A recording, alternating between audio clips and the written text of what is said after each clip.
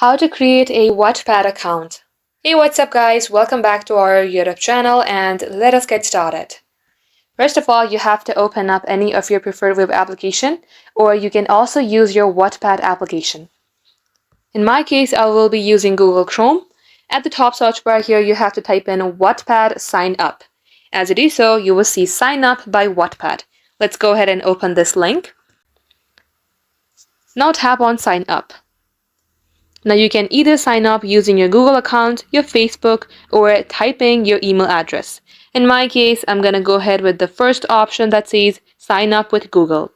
Once you tap onto it, it will list all of the Google accounts that you have in your device, and you have to choose one. Now here you have to type in your unique username.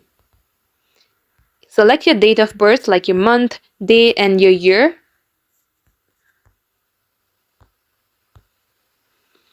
Once you do so, if you would like to receive marketing emails, you can check this box. If not, just check this box, then tap on sign up. And at this page, you have to select at least 3 of your favorite genres to read. In my case, I'm going to select these 3. Tap on continue. And once you do so, you will see a lot of novels that you can read for completely free.